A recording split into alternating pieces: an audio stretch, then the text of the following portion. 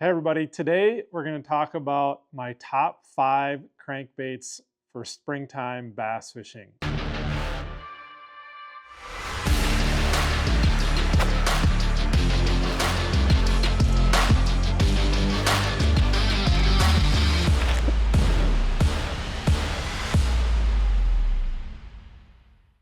Using a crankbait in the springtime is an effective technique that people have been using for years and years, but there's definitely variations among different types of crankbaits and different scenarios that I might grab one versus another, and that's what we're going to break down here today.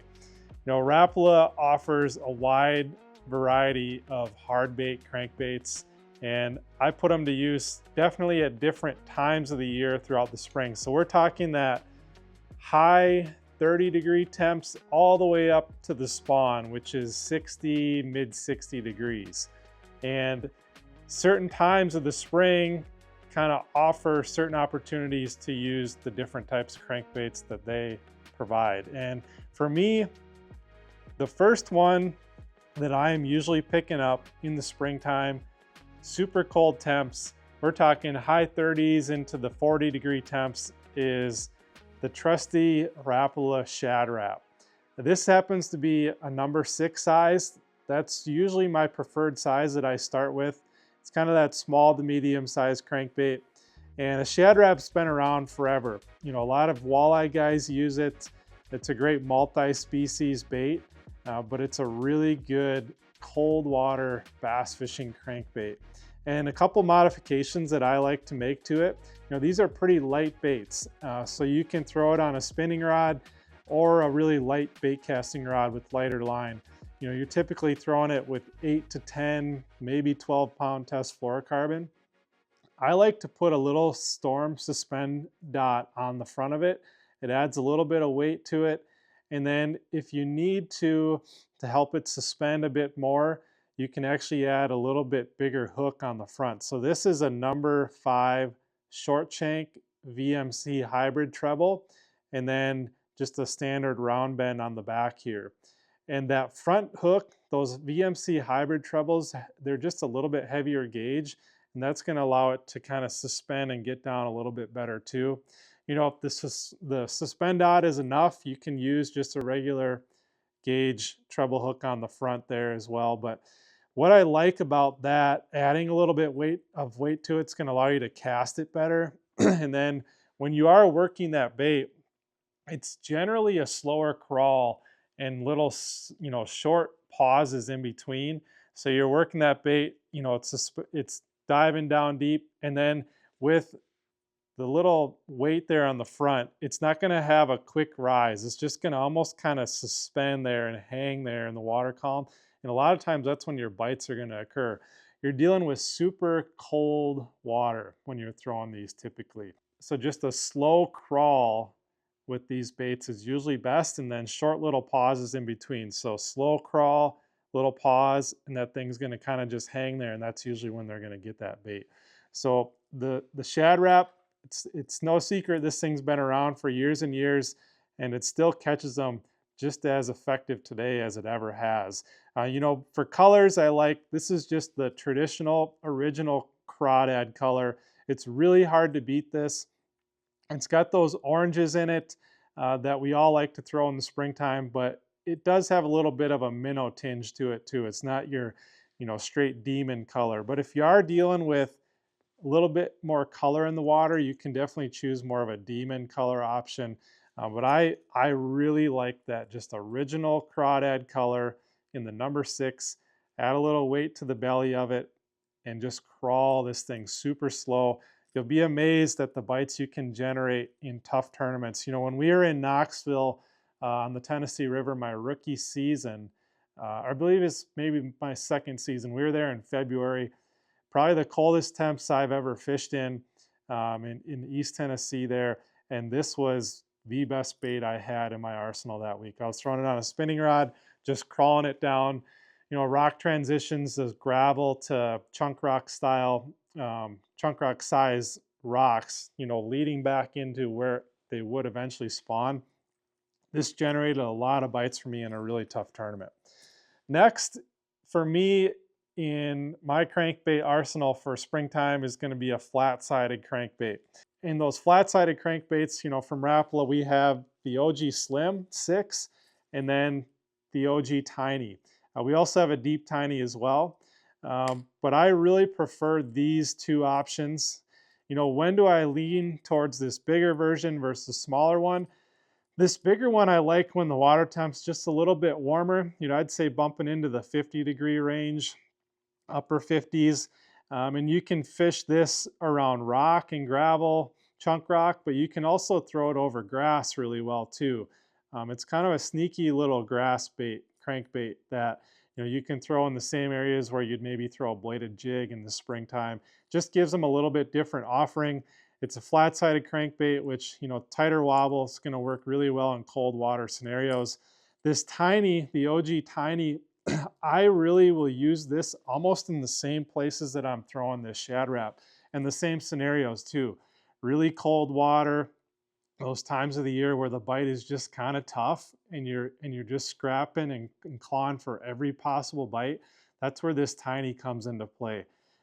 Honestly, you could throw this right alongside the Shad Rap and see which one's generating more bites and kind of decide that way which way you go. But once again, original crawdad color, and then if you're finding that maybe they're just not on a crawdad pattern, just a regular shad pattern works really well too. But this OG Tiny is a really killer flat-sided crankbait, and you can throw it on bait casting gear. So if you're someone that doesn't want to throw a Shad Rap on a spinning rod, you can pick up the OG Tiny and throw it in the same places that you would and throw it on a lighter bait casting setup. But this is definitely a bite getter. For me, once again, when we were in Knoxville for the Classic a couple of years ago, we were there in, I think, early March, so pretty cold time of the year. It was a really tough bite. This was one of my best producing crankbaits that week. Next, we're going to talk about lipless crankbait. So in the Rapala line, we've got the new Snare. This is a Snare 50. This is a half-ounce lipless crankbait, little smaller profile. I'll be honest, I haven't had a chance to throw this one as much, but I do like the size of it. I'll be throwing it a lot this spring. It's got a little bit of a rattle to it, but it's not extremely loud. And sometimes that can be key when you're throwing a lipless crankbait. There's a lot of loud rattle baits on the market. So a little bit softer rattle, I like that. Comes in a ton of different colors. I'm really looking forward to trying this bait out. This smaller profile, half-ounce, I foresee it being really good in shallower conditions. So when you're fishing grass flats that are 5 feet or less, that little bit smaller profile can be a big deal. This is the Arashi Vibe. This one you're going to have to dig around on the internet to find it. I don't think they make it anymore, but still one of my favorite lipless crankbaits that Rapala makes. Where am I throwing these style baits? Typically, it's, I would say, 1 to 6, 7 foot of water for the most part, and usually around grass. Lipless crankbaits, they shine when you're around grass flats, whether it's eelgrass or older dead grass from the prior year. That's where these baits are going to shine. You can cover a ton of water with them, and you can throw them in really cold water. You might just have to work it a little bit slower, more of a worming technique, a yo-yo technique. But you can also throw this right up until they start getting on bed. That I find that low to high 50s range, mid 50s range is kind of the primo time to be throwing these lipless crankbaits. If you're dealing with colder water, slow it down. If you're dealing with, mid to high 50, maybe 60-degree temps, that's when you can really pick up the pace with this and cover a bunch of water and find those active fish. But these are absolute staples that you have to have in the boat in the springtime is a lipless crankbait. Next is an old standby that a lot of people don't talk about anymore. This is the Speed Trap. So we've reimagined it under the Storm lineup, but the actual profile, size, weight of the bait is the exact same that it's been ever since the beginning. What makes this bait kind of unique is, number one, it's a square bill, so you're going to be able to throw it around wood really well, versus some of these other baits, like a trap just isn't going to come through wood as well. But if you're dealing with banks that maybe are 45 degree and they got a bunch of laydowns down trees, a square bell is going to work really well. And this bait almost has three sides to it. So it's kind of a flat-sided bait, a little bit wider bottom to it, extremely tight wiggle. So that tight wiggle, tight wobble is, preferred in the springtime. It generates bites when the water is cold. This bait actually was part of a Bassmaster Classic win a couple years ago. If you guys were paying attention to when we were there on Gunnersville in 2020, some key fish were caught on the speed trap. It's just something a little bit different. It's got a little bit more of a muted rattle as well. And it gives you an option for throwing it around wood, rock, and then you can also rip it around grass too with this square bill. But the speed trap, if you're looking for something a little bit off the wall, something that's maybe been forgotten, but it's a bait that's been around for a long time, definitely check out the speed trap for cold water cranking. And last but not least is the Rapala DT6. The DT6 has been a proven fish catcher in the springtime for many years now. The DT series of crankbaits were really designed to kind of be all-purpose, all time of the year crankbaits. They do have a bit of flat side to them. They're also rounded a little bit on the edges, but the DT6 has definitely found a home in the springtime when we're talking about cranking for bass. And if you were to poll or ask most of the top touring pros across the country about what crankbaits they have in their box for the springtime, I would guess 90% or more of them are going to have a DT6 in their box. For me, it's an ultimate confidence deal in the spring. I've caught a lot of big fish on it. I've actually caught my PB cranking on Chickamauga in the springtime, middle of March with a DT6. Targeting those rock transitions again in that 2 to 6 foot range. You're going from your bigger, main lake chunk rock areas, maybe they're big boulder size, to the chunk rock down to the gravel. That's a lot of times in the back is where you're going to want to be using this thing. That those rock transitions is really the best place to be throwing a lot of these crankbaits where you're targeting rock. But the DT6, it gets down there quick, it roots around, and you can fish it in low 40s, high 40s, up to the high 50-degree range. You just kind of got to vary your speed and your cadence. Colder the water, slow that thing down, add a few more pauses in with it. As we get closer to the spawn, that mid 50 to low 60-degree range, turn up your speed a bit and really cover a bunch of water. I really like to throw this around rock, but you can definitely feather it around grass too.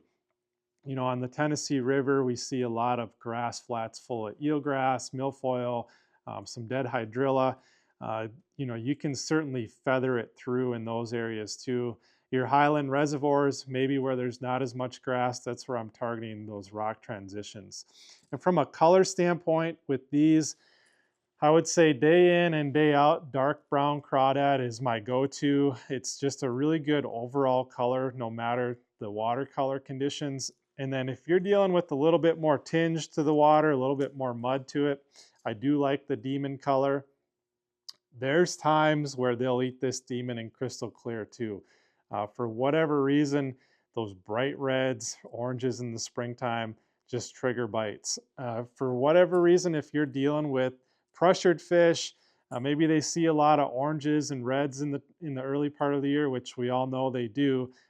They're great at times. They can trigger bites, but let's say you're on a fishery that gets a ton of pressure in the spring, going to more of a natural shad color can be really effective as well. So that's just a scenario deal. You got to have a couple of them ready to go, swap them out throughout the day, see which one's producing the most bites, and that's what you got to go with. So if for all of these, have some oranges, have some reds, have some natural shad patterns. If you kind of dial it in, keep those 3 colors in the boat, and then take it day by day and figure out which one's generating the most bites.